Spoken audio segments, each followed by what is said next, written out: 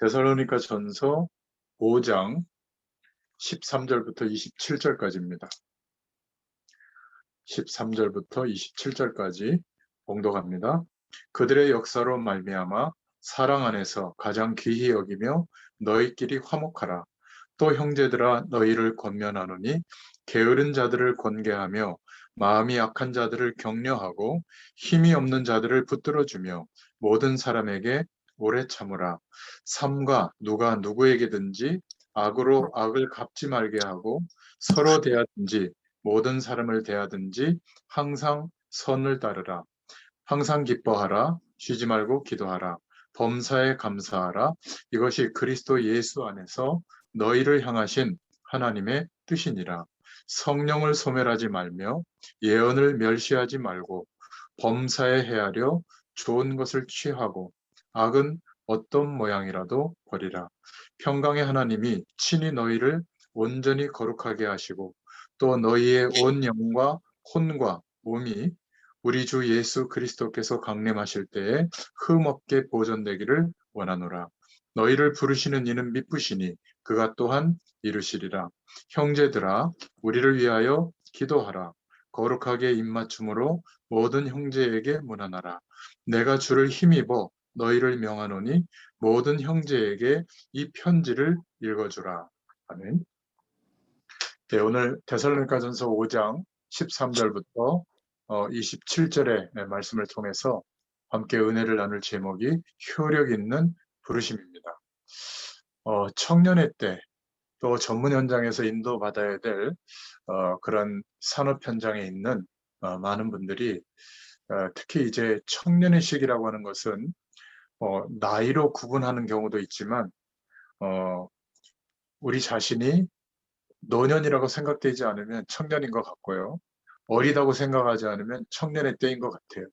그런데 주로 이때 이제 고민이 많이 되는 것은 뭐 저도 그런 과정을 겪어왔지만은 어떤 직업을 가져야 될까? 나는 어떻게 일을 하고 어떤 직업 현장 속에서 삶을 살아야 될까? 이게 분명하게 확정된 사람은 거의 없을 겁니다. 그러다 보니까 불안하기도 하고 또 어떤 스펙을 가져야 되는지, 어떤 공부를 해야 되는지, 어떤 전문성을 가져야 되는지 어, 고민을 많이 하는 그런 청년들도 있을 거고요. 이미 자기의 분야를 확정해서 또 그 분야 안에서 또 고민하는 그런 친구들도 있을 겁니다. 또 두 번째 청년의 때 가장 큰 고민이 우리가 뭐 그런 마음을 하나님이 안 주시면 몰라도 뭔가 이렇게 가슴 뛰는 사랑을 누구와 해야 될까? 또 이런 생각을 많이 하고 고민을 합니다. 그러니까 주로 이성에 대해서 쳐다보게 되고 관심 갖게 되고 또 내 자신에 대해서도 외모를 가꾸고 뭔가 이렇게 매력을 느낄 수 있는 그런 준비들을 많이 하는 것 같아요. 뭐 당연한 거겠죠. 또 그러면서 청년의 때 가장 또 이렇게 관심을 갖는 것이 뭐냐면 재미있는 게 뭐지? 이런 생각을 많이 하고 또 많은 이제 여가 시간에 재미있게 즐길 수 있는 이런 것들을 많이 찾습니다. 물론 이제 이런 것들이 충족된 사람도 있어요. 그래서 진짜 내가 생각했던 직업 속에서 또 사랑하는 사람도 만나고 또 뭐 이렇게 여행도 다니면서 또 스팟 지역에 가서 막 사진도 찍고 또 내가 보고 듣고 느끼는 것을 많이 하는 사람도 있죠. 그런데 그렇다고 할지라도 그것으로 인생이 끝나는 게 아니라 직장 안에서 또 일 때문에 함께하는 사람들 때문에 이제 스트레스가 시작되는 시기이기도 하거든요. 그러니까 몇 년 직장 생활 하지도 못하고 또 옮기기도 하고 이 일이 나한테 맞지 않나? 막 고민을 막 본격적으로 하는 그런 아마 시기일 겁니다. 그리고 사랑하는 사람을 만났다고 하더라도 이 사람이 뭐 어, 배우자가 될 사람인지 아니면 그냥 이렇게 만나다가 끝날 사람인지 또 그 상대방의 마음과 사랑을 독차지하기 위해서 늘 막 신경 쓰고 말이죠. 그냥 사랑하는 사람을 만나면 되는 줄 알았는데 그 뒤에 벌어지는 고통과 어려움들은 더 커지죠. 그리고 항상 상대방에게 내가 매력이 있게 되도록 그거 관리하느라고 온통 시간을 많이 보내는 것 같아요. 또 재미있는 것, 즐길 수 있는 걸 찾다 보니까 사실은 오감이 만족돼야 되는 거잖아요. 그러다 보니까 어, 이창현 집사님 그 음소거 부탁드리겠습니다. 그러다 보니까 늘 뭐 맛있는 곳, 또 뭐 입을 거, 또 좋은 것을 경험하는 거, 또 느끼는 거, 또 자기를 표현하는 거, 이런 거에 이제 굉장히 관심을 갖고 시간을 많이 할애하죠.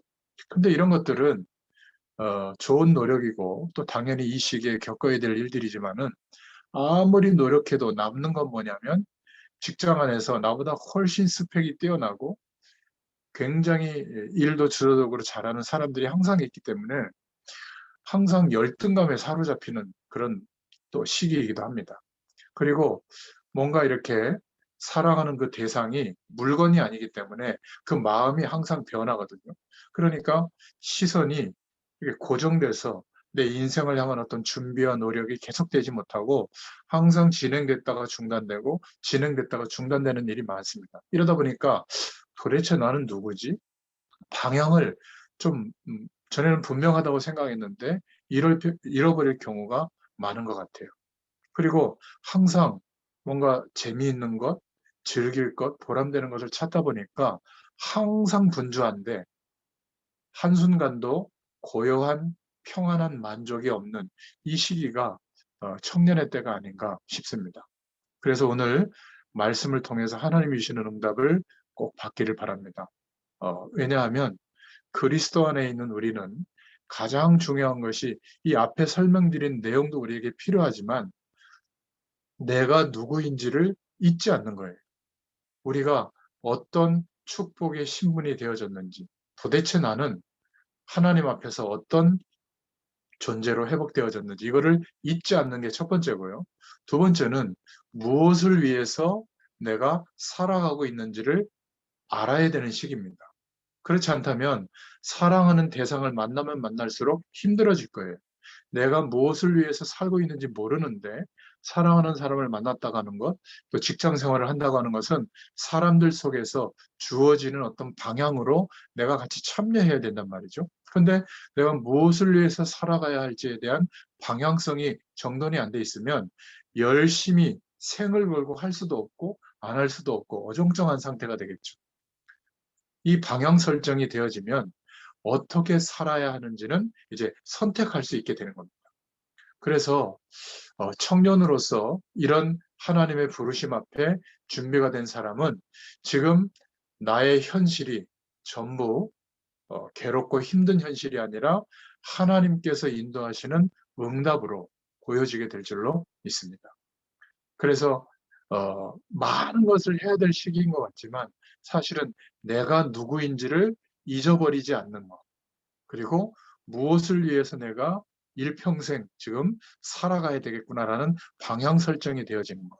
그러면서 모든 사람들이 하는 삶을 내가 다 살 수는 없잖아요. 나는 그렇다면 어떻게 살 것이라고 하는 선택의 기준을 갖게 되는 것. 이것을 찾고 발견해야 될 때가 청년의 시기고 전문 현장에 점점 갈수록 이것이 없으면 굉장히 불안하고 흔들리게 됩니다. 그래서 직업도 사랑도 또 우리가 즐기면서 사는 재미 문화도 사실은 이 중요한 근본이 발견이 안 되면 별로 의미가 없게 되죠. 그런데 청년의 시기에 만약에 내가 누구인지를 잊지 않고 그리스도 안에서 말이죠. 또 우리가 하나님께서 부르심 앞에 있는데 무엇을 위해서 내가 살아가고 있는지를 알고 있다면, 그리고 내가 선택하는 그 선택이 하나님의 말씀과 은혜 안에서 이유가 있다면 이것을 찾은 사람은요, 꿈꾸게 됩니다. 어, 그 꿈꾸게 된다는 것은 과거에는 내가 그런 목표를 두고 열심히 했는데 지금은 아닌 그런 꿈이 아니고요. 내 인생 전체를 쏟아부어도 모든 것을 들여도 아깝지 않는 그런 꿈이 생기게 되거든요. 그래서 삶의 모든 여정과 과정이 전부 이유가 있게 돼요. 이때부터. 그 속에서 직업도 있고, 그 속에서 사랑하는 사람도 있고, 그 속에서 우리가 누리는 것들, 재미 문화도 있는 것이죠. 그렇지 않으면 열심히 하는데 항상 열등감이 찾아오고, 열심히 하는데 내가 어디를 향해서 생을 걸어야 될지 이게 결정이 안 되니까 항상 뭔가 이렇게 불안하고 말이죠. 분주하긴 하지만 평안과 열정과 감사가 없는 거죠. 이 답을 찾은 사람은 그래서 매일 견딜 수 있게 돼요. 똑같은 삶이 계속 반복되는데도 견딜 수 있고, 이 답을 찾은 사람은 매일 도전하지만 낙심하지 않아요. 시행착오를 겪는데 또 시작할 수 있어요.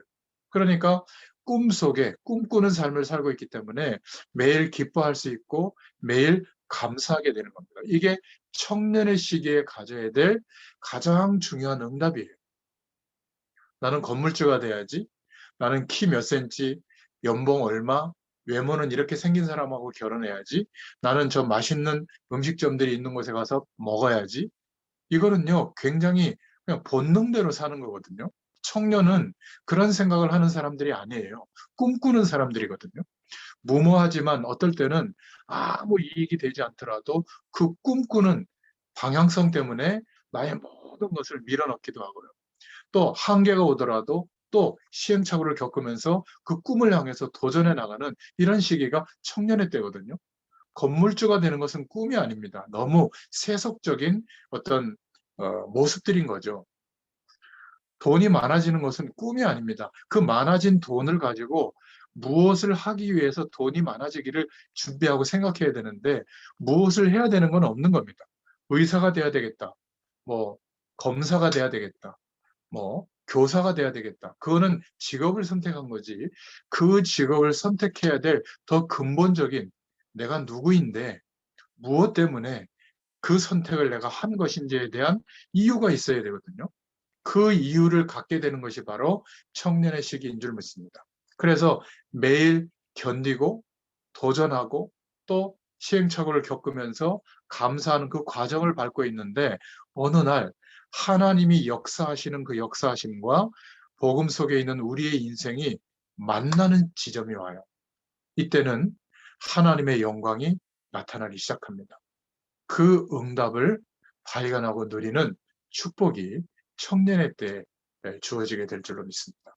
그래서 오늘 소요리 문답 제31문답의 내용을 볼 텐데 이 소요리 문답은 중세 시대가 끝나고 이제 영국에서 신앙생활을 하는 복음적인 틀이 필요한데 과거 중세 시대의 천주교의 틀이 아닌 복음에 입각한 새로운 틀을 영국 의회에서 주문을 했죠. 그래서 영국 전체 신학자들과 목회자들 대표들이 모여서 5년 6개월 동안 기도하면서 그 답을 찾은 것들을 이제 대요리 문답, 소요리 문답으로 제정을 한 겁니다. 한 170문항 정도로 질문하고 답을 했는데 평신도들이 이 정도로만 말씀 안에서 답을 갖고 있다면 어떤 신앙생활을 하든지 간에 어떤 문제 가운데 있든지 간에 반드시 복음적인 능력이 나타나도록 역사할 수 있는 그런 규범서 같은 내용이에요. 저도 아주 진지하게 처음으로 이렇게 복음으로 이렇게 생각해보고 말씀을 나누고 있는데 저와 여러분에게도 답이 될 줄로 믿습니다. 오늘 질문이 뭐냐면 효력 있는 부르심이 무엇입니까? 답으로는 효력 있는 부르심은 하나님의 신이 하시는 일인데 하나님의 신이 뭐죠? 성령께서 하시는 일이다 그 말이죠. 무슨 일을 하시냐면 우리의 죄에 대한 중대성과 또 인생의 비참함을 깨닫게 하신다.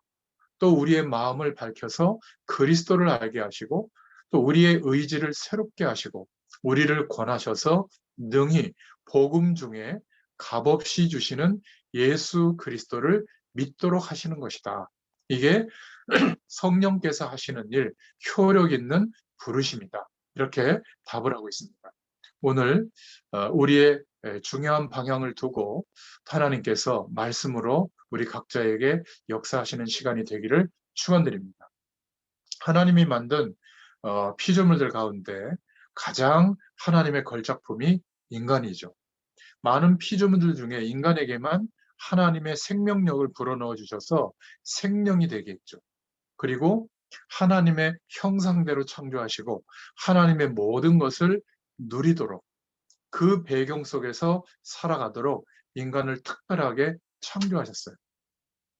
그래서 사람들이 아무리 노력하고 최선을 기울여도 우리 뇌의 작용의 한 3%밖에 이렇게 경험하지 못하고 죽는다고 해요.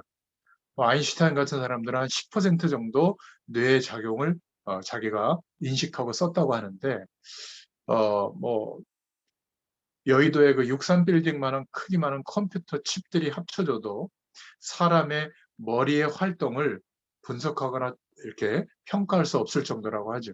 하나님은 인간을 특별하게 그렇게 창조하셨어요. 자기의 형상대로. 그리고 생기를 불어넣어 주셨어요. 하나님이 인간에게 주신 힘은 그래서 어마어마한데, 우리가 하나님의 말씀을 믿는 믿음 안에서 성령 하나님을 의식할 때 굉장한 하나님의 축복이 임하게 돼요. 여러분, 만약에 지금 여러분들 가방에 오늘 직장을 갔든지 학교를 갔든지 어디 외출을 했든지 한 여러분들이 한 20억 정도의 돈이 있다고 한번 생각해 보세요. 그것도 막 수표로 말이죠. 그러면 그 가방을 손에 꼭 잡고 항상 하루 종일 의식하면서 오늘 보내고 돌아왔을 거예요. 그렇지 않겠습니까? 돈, 돈만 좀 많이 있어도, 수중에 갖고 있어도, 만약에 뭐 샤넬 핸드백 같은 거, 막 1,000만 원짜리 넘는 거, 막 그런 것만 하나 이렇게 들고 나가도 혹시 여기에 뭐가 묻을까 봐, 기스 날까 봐 신경 많이 쓸 거예요. 그런데 참 아이러니한 것은 이 우주를 한치의 오차도 없이 운행하고 계시는 성령께서 영으로, 성령 하나님이 거룩한 영으로 실제로 우리와 함께하고 계시는데, 왜 이 어마어마한 축복의 대상인 성령의 역사하심과 성령이 함께하시는 이 사실은 의식하지 않고 살아갈까요? 마치 내가 혼자인 것처럼. 그리고 직업에 대해서 고민하고, 또 세상에 대해서 고민하고, 사랑에 대해서 고민하고, 그렇게 살아갈까요? 성령께서 함께 하신다는 것은 엄청난 거거든요. 이것만 의식하고 살아가더라도 우리의 생각하는 판단, 결정이, 우리의 심령의 상태가 아마 많이 달라질 거예요. 성령 하나님을 하루 종일 의식하고 살아갈 수 있는 나만의 어떤 방법, 기도의 상태가 찾아져 있다면 그 사람은 그 사람이 대단해서가 아니라 하나님의 역사하심이 늘 의식되기 때문에 하나님께 물어보고 구할 겁니다. 하나님은 여지없이 약속한 대로 성령의 역사하심이 나타나도록 은혜를 베풀어 주실 거예요. 인간은 영적인 존재이기 때문에 늘 성령께서 함께 하시는 것을 의식하고 살아갈 수 있다면 그 결과가 나타나게 되어 있어요. 영적인 존재이기 때문에 그렇거든요. 그런데 주의해야 될 것은 우리의 영적인 상태, 심령 안에 담겨져 있는 것들은 계속 발전을 하고 있다는 거예요. 그래서 과거에 있던 상처, 또 뭔가 시달리고 있던 내용들, 하나님의 복음의 내용과 하나님께서 함께 하시는 그 축복보다 더 중요하게 생각했던 세상을 살아가는 세상살이의 문제를 위해서 말씀도 붙잡고 하나님의 능력도 의지했다면 여전히 세상살이가 조금 나아지는 정도의 결과를 기대하는 그런 믿음 아니겠어요? 그것보다 더 중요한 것은 그 엄청난 하나님이 거룩한 영으로, 성령으로 우리와 함께하고 계시다면 성령께서 함께 하시는 것을 의식하고 살아가는 것, 뭐 대단한 신앙 행위를 기울이지 않더라도 함께 하신다는 것을 인정하고 좀 생각만 해도 굉장한 믿음의 발전이 있게 될 줄로 믿습니다. 그런데 그렇지 않고 우리는 지금 막 우상을 섬기거나 그러진 않죠.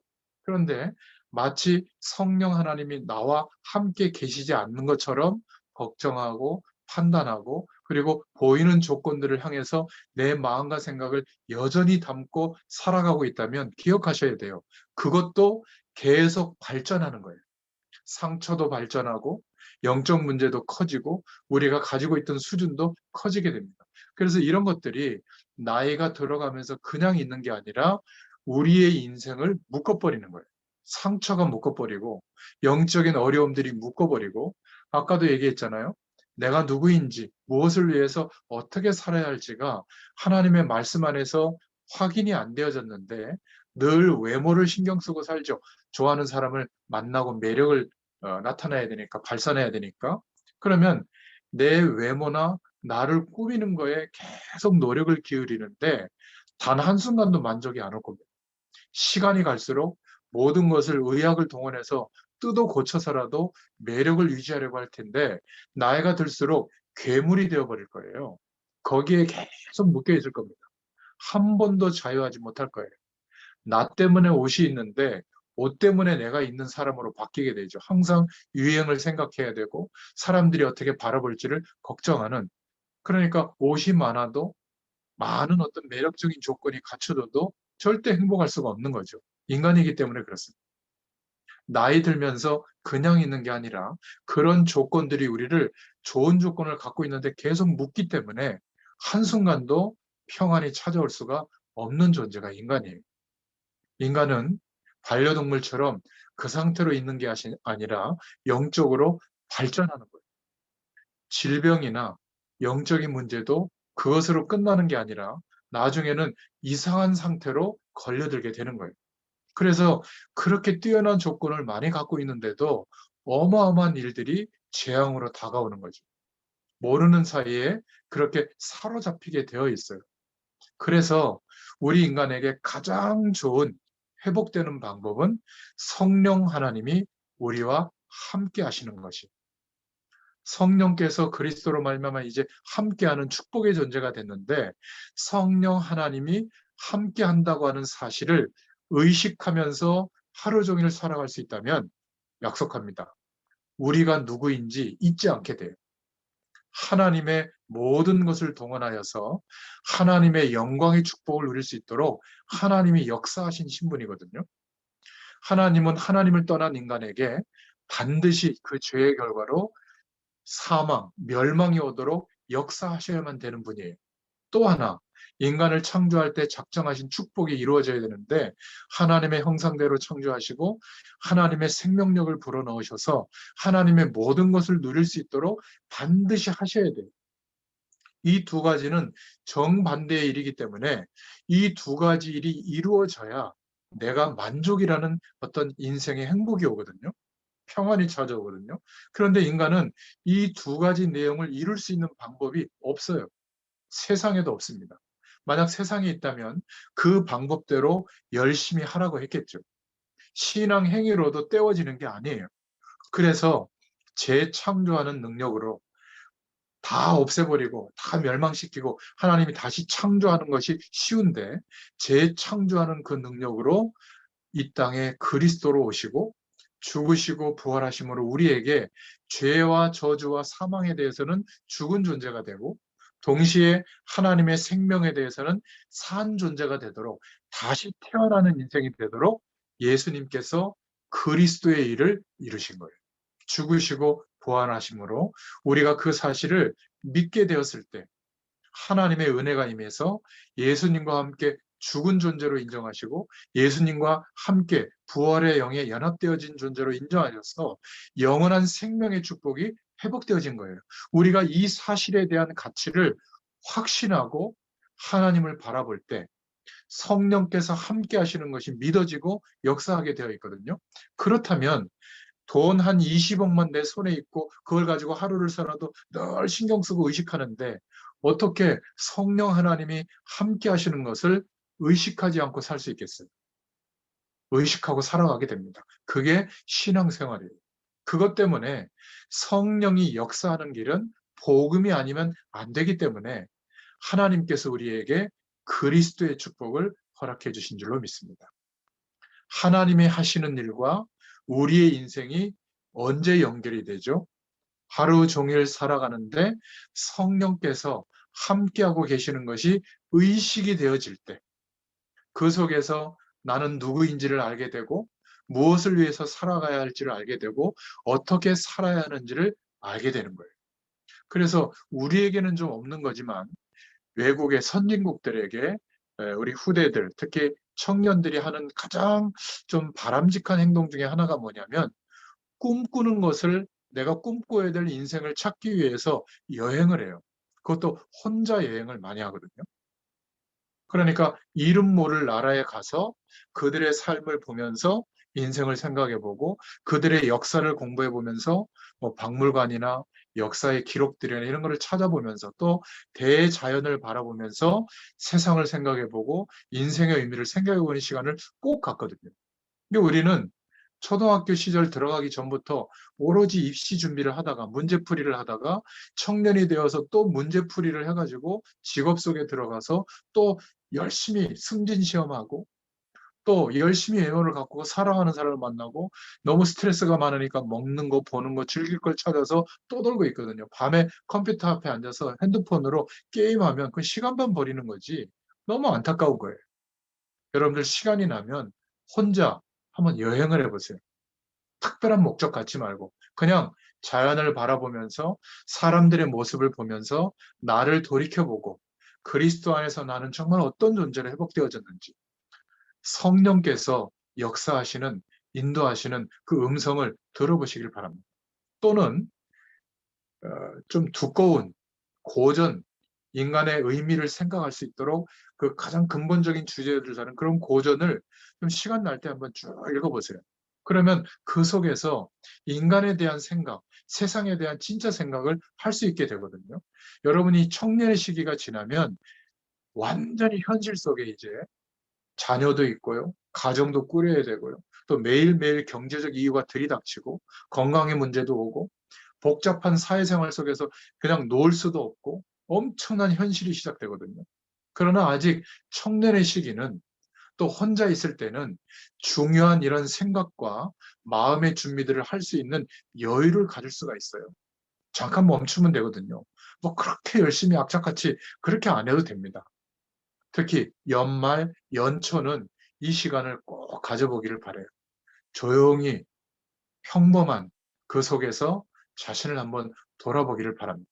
그러면 중요한 답들이 아마 발견될 줄로 믿습니다. 왜냐하면 그것 때문에 그리스도 안에서 내가 누구인지 무엇을 위하여 어떻게 살아야 할지를 알게 되도록 성령의 역사하심으로만 깨달을 수 있는 효력 있는 부르심으로 우리를 하나님의 자녀로 불러주셨다. 그렇다면 오늘 기도 제목은 간단하게 붙잡을 수가 있죠. 첫 번째로 성령께서 하시는 효력 있는 부르심은 바로 구원받지 않는 사람은 알 수 없는 하나님께서 거룩한 영으로 우리 안에 함께 하시는 축복을 누릴 수 있게 됩니다. 외적으로도 충만하게 역사해 주셔서 우리의 길을 하나님께서 인도하시기 때문에 오늘도 내일도 성령의 인도를 받게 돼요. 우리 힘으로는 할 수 없습니다. 성령께서 함께 하시는 것을 의식하고 살아갈 때 하나님의 인도가 어떤 것인지를 알게 됩니다. 그래서 승천하시기 전에 제자들에게 돈 모아라. 승천하시기 전에 제자들에게 성실하게 살아라. 승천하시기 전에 제자들에게 정말 사랑하는 사람을 만나라.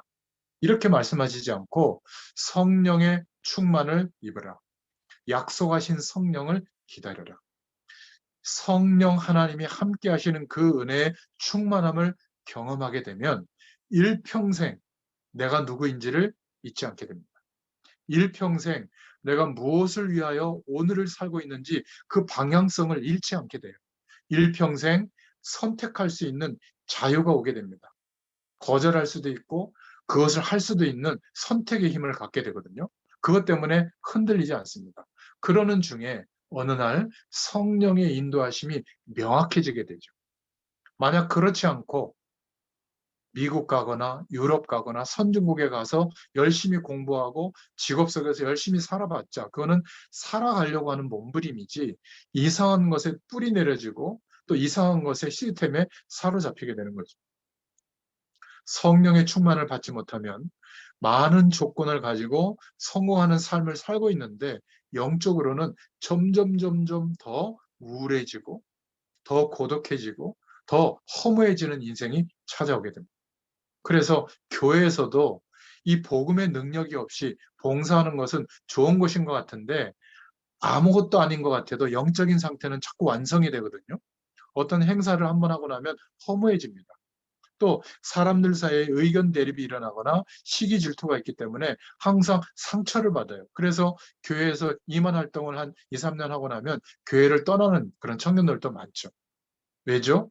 성령의 역사하시는 그 은혜 속에서 하게 된다면 뭐 문제 제기를 하면 인정도 할 수 있고 또 수용도 할 수 있고 함께 할 수 있고 양보할 수 있고 섬길 수도 있게 되는 거죠. 여러분 기억하셔야 됩니다. 하나님은 인간에게 하나님의 생명력을 불어넣어줬기 때문에 무한한 잠재 능력이 있어서 나쁜 쪽으로도 계속 만들어지고 완성이 되는 거예요. 율법, 하나님의 말씀, 좋은 거잖아요. 그런데 그 말씀을 지킬 수가 없는데 지킬 수 있다고 가정하고 열심히 말씀대로 살려고 하면 안 되는 것으로 계속 만들어져서 어떤 캐릭터가 되냐면 너 그거 안 해서 그래. 예배 따라 안 들어서 그래. 기도 안 해서 그래. 뭐 헌금 생활 안 해서 그래. 교회 모임에 참여 안 해서 그래. 이런 캐릭터가 돼요. 하나님은 어제까지 아니더라도 오늘 내가 성령 하나님을 의지하여 하나님을 바라보잖아요. 누구든지 하나님의 자녀에게는 역사해 주세요. 목회자에게 역사하는 은혜는 크고 여러분들에게 역사하는 은혜는 작은 게 아니라 똑같은 질량으로 성령의 충만함으로 역사해 주실 줄로 믿습니다.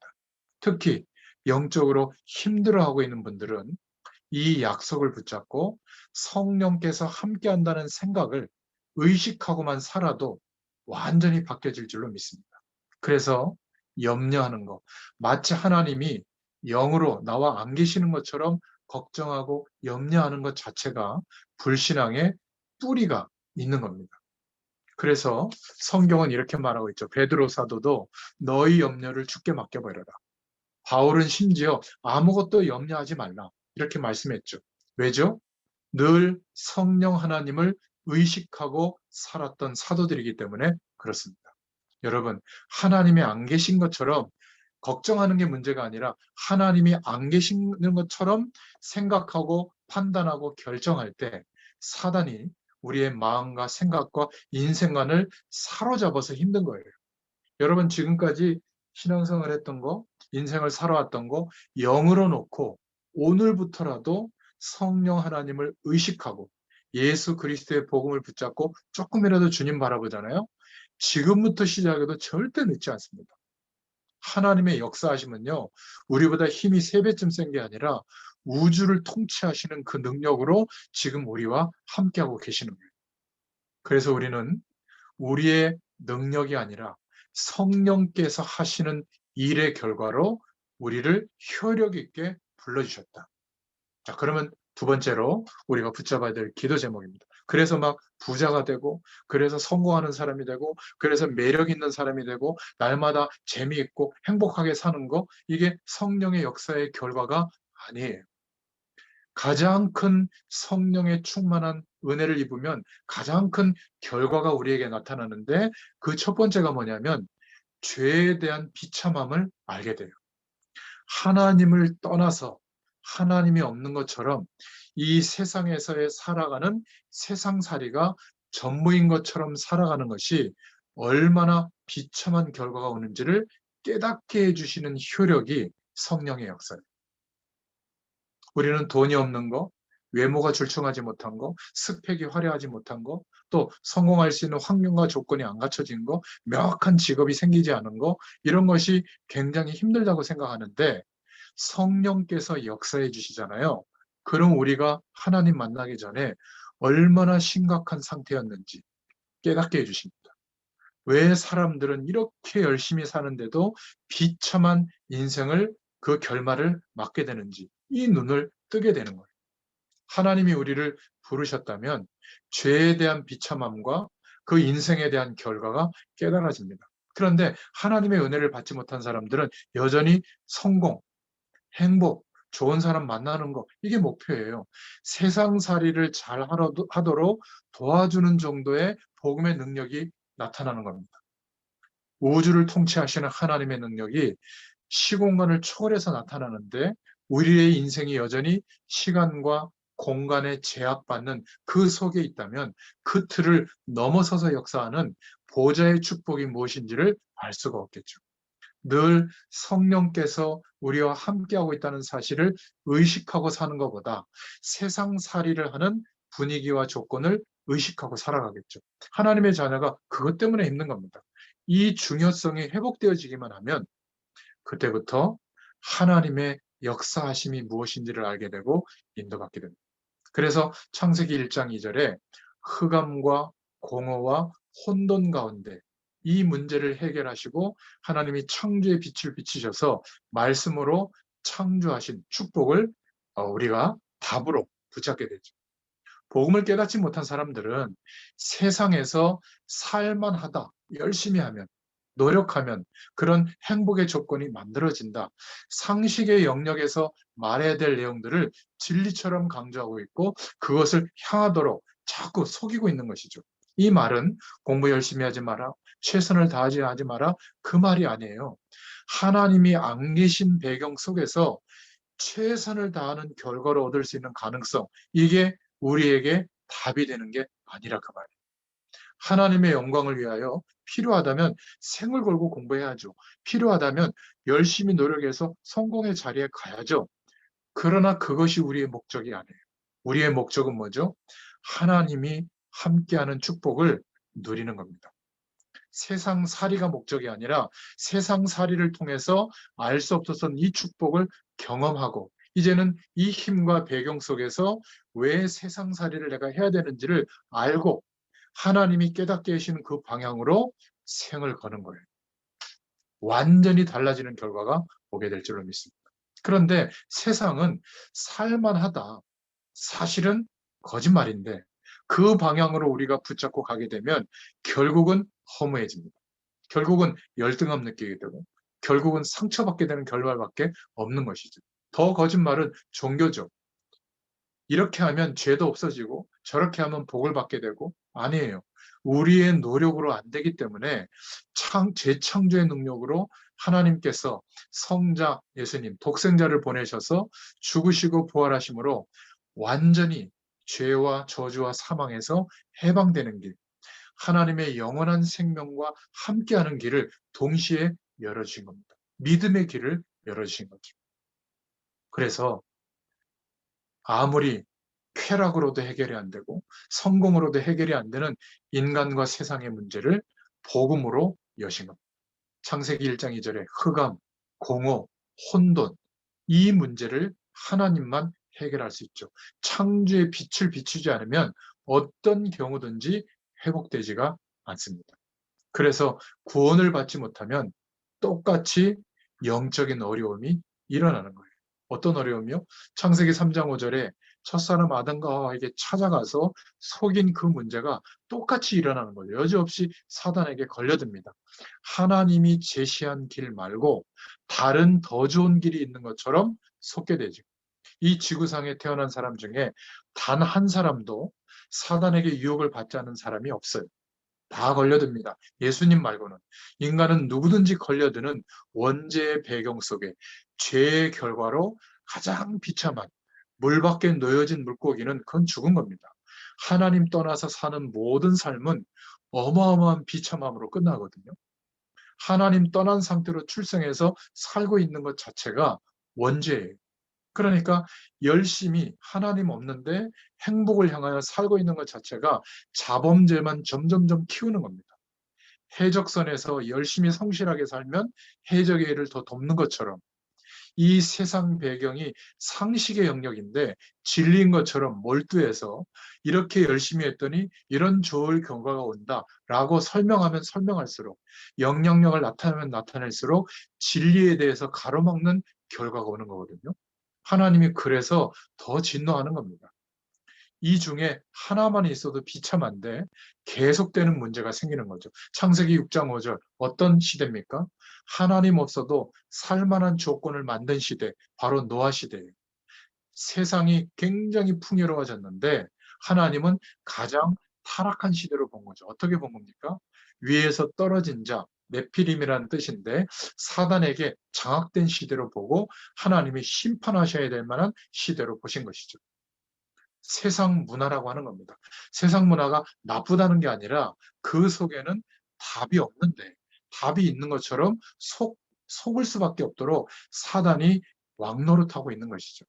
우리는 세상의 문화를 담쌓는 것이 아니라 세상 속에 함께 살지만 다른 배경으로 살 수 있는 하나님의 능력이 나타나야 될 줄로 믿습니다.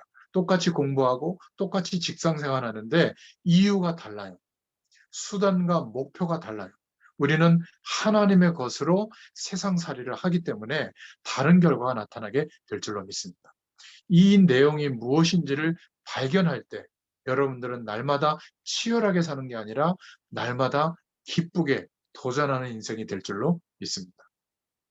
결국 열심히 사는 게 아니라 노예처럼 사는 거죠. 세상은 구약 성경에 말하고 있잖아요. 애굽은 좋은 곳이 아닙니다. 의식주 문제가 해결되기는 하지만 노예의 삶이거든요. 묶이게 되는 거죠. 그것이 아니면 안 되는 것처럼 40년 광야 생활하고 하나님이 주신 것으로 먹고 사는데도 불구하고 애굽의 삶을 기대할 만큼 노예로 살고 있는 겁니다. 그 애굽도 마귀에게 잡힌 것이죠. 그런데 세상이 좋은 것인 것처럼 우리가 여긴다면 여전히 우리의 마음과 생각이 해방되지 못한 겁니다. 도둑놈을 따라다니는 도둑놈의 종은 여전히 도둑질을 잘하도록 돕는 일을 하는 거죠. 그 도둑질을 시키는 도둑놈은 자유한 사람입니까?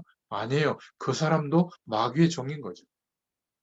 그래서 사사기 21장 25절에 보니까 하나님의 말씀이 주어지는데도 말씀의 뜻대로 하지 않고 뭐라고 한다고요? 사사기 21장 25절에 보니까 사람이 각기 자기의 소견에 옳은 대로 한다. 그래서 예수 믿는데 비참한 인생이 계속되는 겁니다. 자꾸 어려워지는 거예요. 하나님의 말씀을 묵상해보고 성령께서 감동해 주시는 생각을 따라 여러분들이 기도하고 인도받아 보세요. 아무것도 아닌 것 같은데 이 축복이 점점 확대돼서 하나님이 완전한 축복으로 역사하시는 시공간을 초월하는 그 능력이 우리의 삶에 임하게 되고 나타나게 될 줄로 믿습니다. 그래서 이 죄에 대한 중요성과 죄의 문제를 해결받지 못한 인생의 비참함을 깨닫지 못하면 하나님의 백성이 되어졌는데도 속국이 된 것처럼 식민지 백성처럼 살아가게 되는 거예요. 이러니까 후대들에게도 문제가 오는 거죠. 가정을 이뤘는데 그 가정에 이벤트도 있고 꾸민 인테리어도 있고 또 좋은 가전제품도 있는데 그 가정에 사는 사람들이 각자의 인생을 산다면 비극적인 거죠. 각자의 인생을 사는 것처럼 살지만 한 몸이 되어져서 하나님의 영광을 위해서 살 수 있는 이 축복은 없는 거죠. 그러니까 지긋지긋한 집구석이 되는 겁니다. 그러면 이혼하고 새로운 사람을 만나도 똑같아요.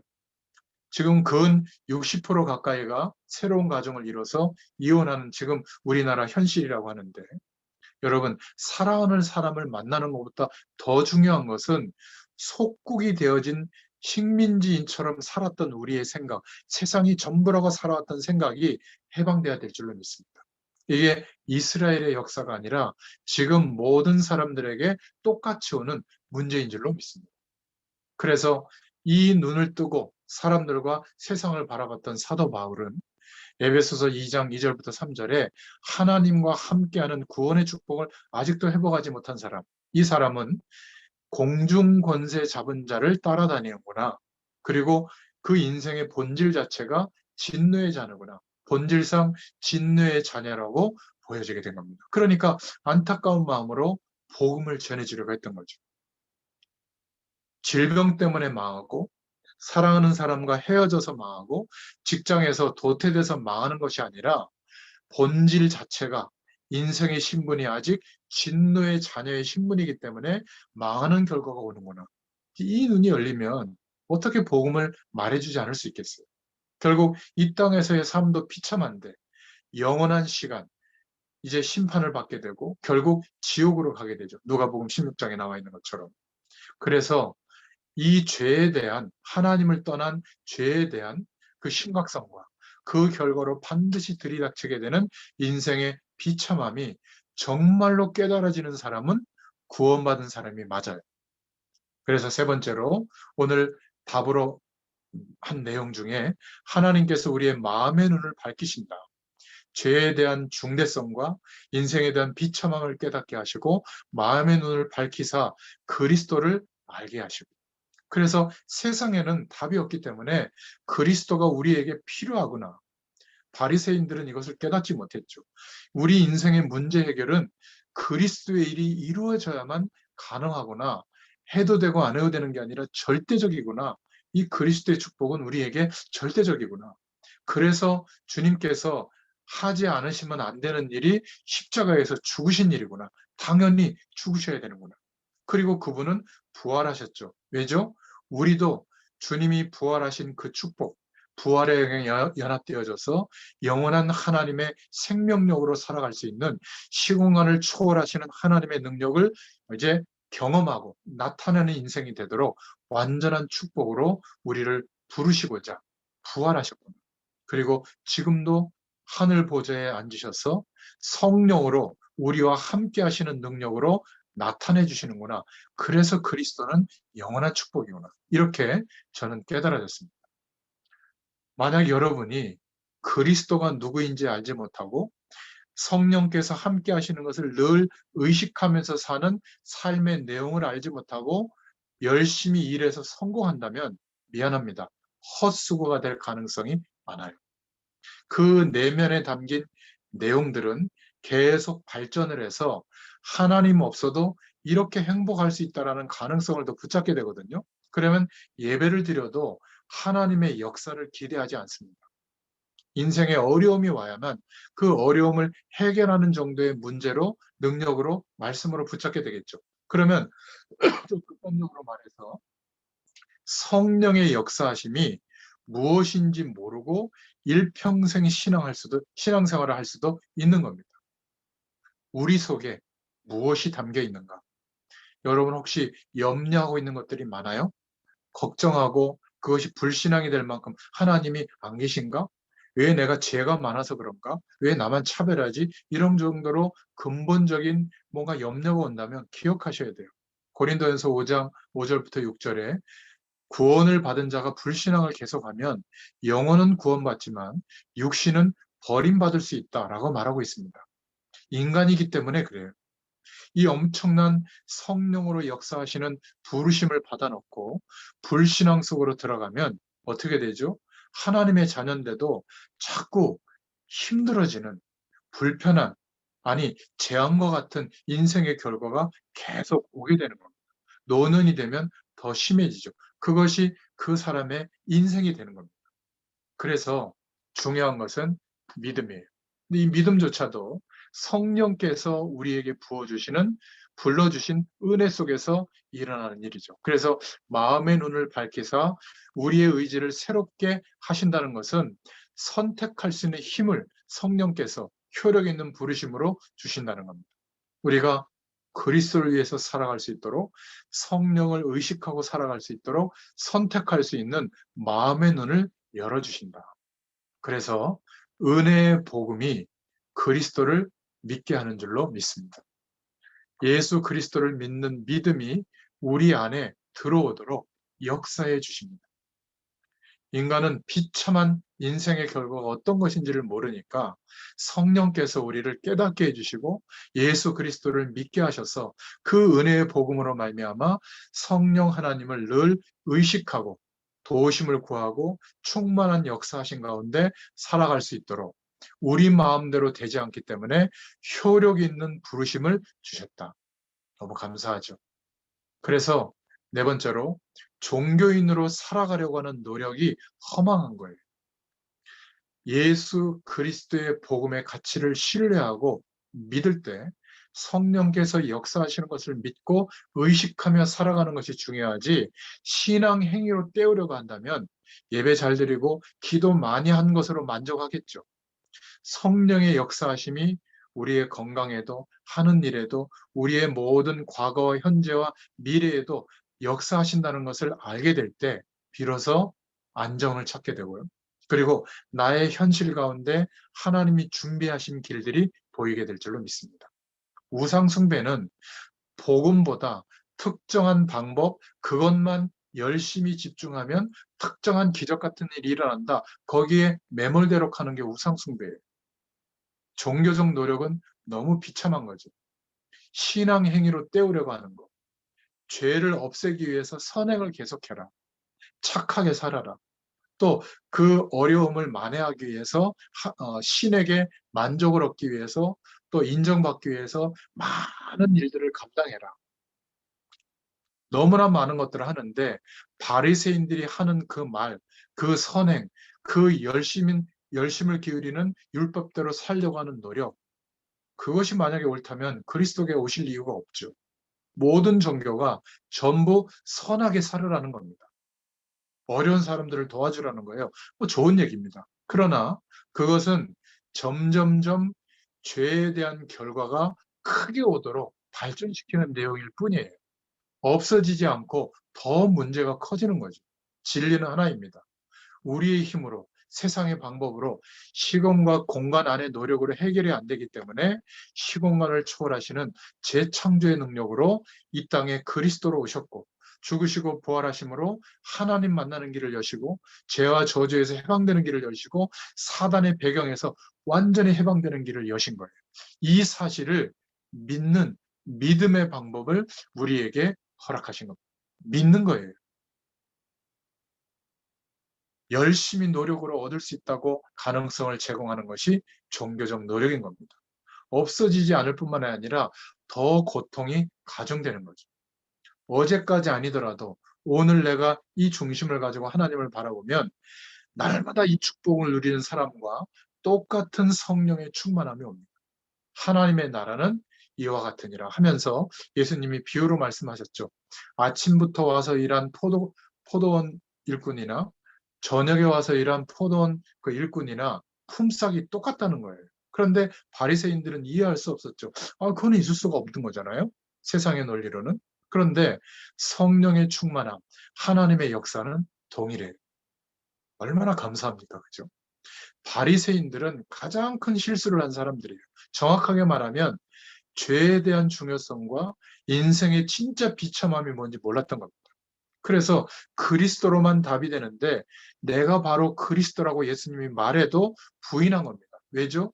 율법을 지키는 노력으로 해결할 수 있다고 생각했기 때문에 진짜 문제를 모르니까 해결책을 알 수 없었던 겁니다. 그러니까 그렇게 철저하게 신앙 행위를 했지만 결국 구원을 받을 수가 없었던 거죠. 인간의 비참함이 무엇 때문에 오는지 몰랐기 때문에 해결책도 몰랐던 겁니다. 중세교회가 여기에 빠졌던 거고요. 18세기, 19세기 교회에 하나님이 복음을 회복시켜 주시는데도 또 다른 종교 생활의 기준들을 더 강조하는 결과가 오게 된 거죠. 21세기를 맞은 지금 이 시대의 교회들은 어떻습니까? 오히려 너무나 많은 정보와 설교들이 많은데 오히려 더 선명한 복음의 기준이 약화되고 있는 것은 아닌지, 다른 신앙 행위를 더 강조하고 있는 것은 아닌지. 여러분, 그래서 예수 그리스도로 뿌리 내린다는 말이 무슨 의미인지 이제는 충분히 이해가 될 줄로 믿습니다. 여러분, 결론적으로 완전 복음 속으로 들어가시기를 바랍니다. 어렵지 않아요. 하나님께서 여러분들에게 말씀을 주시잖아요. 정상적으로 우리가 예배하는 자들은 주일 강단을 통해서 말씀을 받잖아요. 그러면 강단의 말씀을 붙잡고 나와 함께 하시는 성령님 하나님께 물어보는 겁니다. 하나님, 이 말씀을 통해서 오늘 어떤 복음의 가치를 깨닫게 하시려고 말씀을 주셨죠? 물어보세요. 그러면 구원받은 자에게는 성령 하나님이 함께 하시기 때문에 깨닫게 해주십니다. 그 깨닫게 해주시는 생각을 적어놓고 좀 생각해보고 기도해보세요. 그리고 하루 종일 그 엄청난 능력의 소유자이신 하나님이 영으로 나와 함께 한다는 것을 의식하고 살아보세요. 그 성령께서 함께 하시는 것을 의식하면서 고민도 해보고, 의식하면서 일도 하고, 의식하면서 공부도 하고, 의식하면서 도전도 하고, 이게 합쳐져서 성령의 역사가 무엇인지를 알게 될 줄로 믿습니다. 만약에 복음의 눈을 뜨지 못하면, 믿음의 눈을 뜨지 못하면, 예수 그리스도를 믿는 그 믿음이 가장 완전하다고 하는 그 기준이 회복되지 못하면 여전히 내가 뭘 잘못해서, 이런 게 부족해서, 이런 조건이 충족되지 않아서 늘 거기에 스트레스 받을 겁니다. 그러다가 오빠가 나타나거나 멋있는 이성이 나타나면 거기에 완전히 도피하게 되는 거죠. 아직 내가 누구인지, 무엇을 위해서 어떻게 살아야 될지 분명한 복음 안에서의 인생의 답들이 찾아지지 않았는데 현실이 되는 거죠. 그러다가 결혼까지 하게 되고 자녀를 낳으면 나도 못 찾은 인생에 대한 길을 자녀에게 가르치는 겁니다. 주입하는 거죠. 공부 열심히 해야 돼. 성실하게 살아야 돼. 스펙 갖춰야 돼. 외모를 가꿔야 돼. 좋은 사람 만나야 돼. 또 되풀이 되는 겁니다. 그러다가 청소년기만 돼도 말 안 듣거든요. 그러면 포기합니다. 포기할수록 빨리 그 아이가 하나님 바라보게 될지도 몰라요. 시행착오를 겪으면서. 그러니까 청년의 시기에 전문인으로 살아가는 시기에 가장 중요한 것은 성령 하나님께서 우리와 함께하고 계시다는 사실을 의식하고 살아가는 겁니다. 그러려면 복음 속으로 들어가는 시간이 하루에 한 번 이상은 반드시 있어야 될 줄로 믿습니다. 그러면 깨달아지죠. 아, 이것은 하나님의 은혜가 아니고는 안 되는 거구나. 이 복음은 성령의 역사는 하나님의 은혜로만 깨달아지고 체험되어지는 거구나. 기억하셔야 됩니다. 정말 성령의 역사로 말미암아 이 효력 있는 부르심을 우리에게 주셨는데 아무도 막을 수가 없다. 그래서 이 효력인 1600명의 사람들은 영국에 있는 믿음의 사람들은 효력 있는 부르심이다. 이렇게 말했고요. 요한 칼빈은 표현하기를 이것은 불가항력적인 은혜다. 이렇게 고백을 하고 있습니다. 우리에게 베풀어 주신 이것, 구원의 축복은 하나님의 은혜인 줄로 믿습니다. 성령의 충만함을 누리게 될 때, 이때부터 눈이 열리게 돼요. 우리가 얼만큼 우리의 인생이 비참함 속에 있었는지 깨닫게 됩니다. 거기에서 어떤 해방과 영적인 배경 속에 우리가 놓여졌는지를 알게 됩니다. 이것도 모르는 상태에서 자꾸만 무조건 열심히만 하니까 자꾸만 열심히 하는데도 어려움이 오는 거예요. 우리를 부르신 이 효력 있는 부르심 때문에 그리스도를 알게 되고 죄에 대한 중대성과 인생의 비참함을 알게 된 줄로 믿습니다. 성령께서 함께 하시는 이 역사가 또 한 주일 동안에 누려지기를 축원드립니다. 기도하겠습니다. 하나님 참 감사합니다.